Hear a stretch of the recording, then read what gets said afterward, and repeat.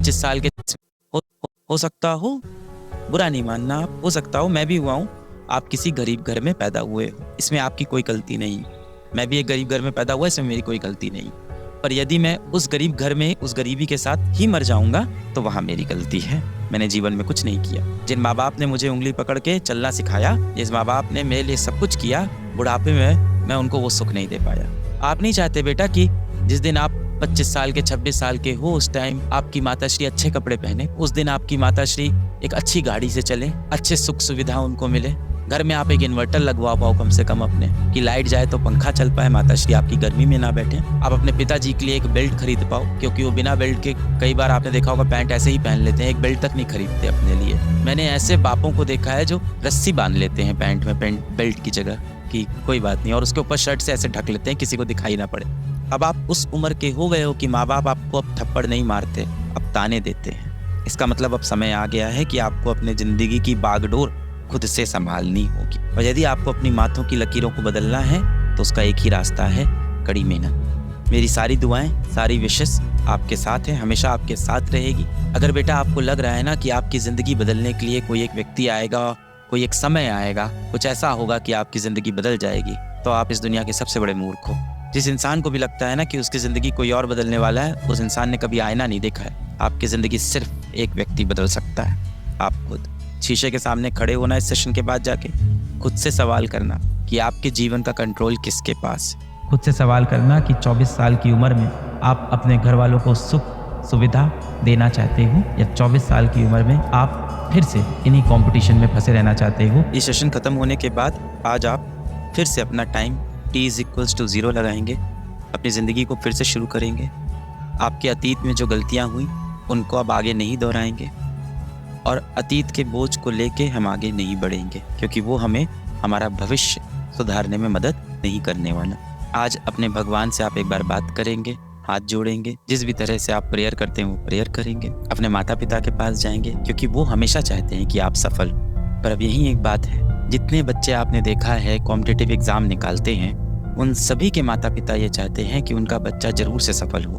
पर जितने बच्चे कॉम्पिटिटिव एग्जाम नहीं निकालते, उनके माता पिता भी यही चाहते हैं कि वो बच्चा सफल हो। कहने का मतलब आपकी सफलता में सबसे बड़ा योगदान आपका होगा।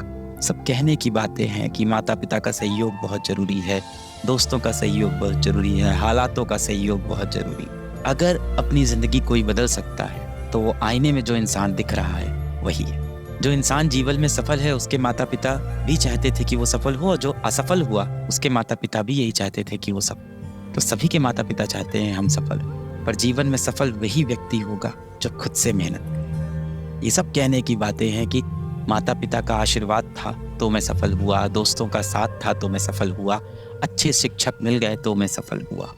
इन सब का कहीं ना कहीं महत्व है जीवन में, और सबसे ज्यादा महत्व है कि आपने अपने जीवन में कितना तप किया, कितना परिश्रम किया। आपकी जिंदगी सिर्फ एक ही व्यक्ति बदल सकता है, वो जो आईने में आपको हर रोज दिखता है, वही आपकी जिंदगी बदल सकता है। दुनिया तो आपसे कहती है कि आप सही वक्त का इंतजार करो, पर मेहनत आपसे कहती है कि हर रोज अपना वक्त लाने के लिए प्रयास करो। सिर्फ एक ही जगह दिक्कत है, और उस दिक्कत का नाम है जो आपको बीमारियां हो गई हैं। उन बीमारियों को जड़ से भगाएंगे, माता पिता की शरण में जाएंगे, भगवान की शरण में जाएंगे। आज हम लोग, जैसा कि ये बच्चा भी आया था, आपको मोबाइल का इस्तेमाल नहीं करना है, कलयुग के जो शैतान हैं इनसे दूर होना है, रात को समय पे सोने की कोशिश करनी है। यदि आप देर रात तक पढ़ाई करते हैं तो वो सही है, क्योंकि इस जिंदगी में सबसे ऊपर कर्म है। अगर कर्म कर रहे हो अपना तब तो कोई दिक्कत नहीं, पर कोई ऐसी वैसी आप चीज़ें कर रहे हो जिससे आपका समय खराब हो रहा है तो वो नहीं करना है। सर आंख बंद करते हैं, नींद नहीं आती है, मन बहुत चंचल होता है। अभी मैं पिछले बैच में भी बता रहा था कि मन हमारा एक नवजीवित पशु जैसा, एक नवजीवित पशु जो होता है, जब आप देखो घोड़े का बच्चा होता है तो वो इधर उधर भागता रहता है, क्योंकि उसके ऊपर कोई लगाम नहीं लगाता। इसी तरह से जो आपकी इंद्रियां हैं, आपका जो मन है, उसके ऊपर कोई लगाम नहीं लगाता, वो इधर उधर कहीं भी भागता रहता है। आँख बंद करो, बहुत सारे ख्याल आते रहते हैं।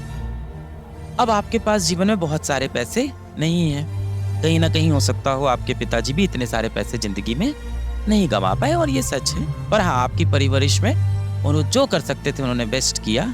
आपको सबसे अच्छे स्कूल में पढ़ाया, आपको सबसे अच्छी कॉपी किताब खरीद के दी, सबसे अच्छे कपड़े पहनाए, अपनी सारी इच्छाएं मार के आपके लिए सारी चीजें त्याग किया और आपको इस तरह की कोचिंग भी ज्वाइन कराई। बहुत सारे पैसे तो आपके जीवन में है नहीं। सबसे कीमती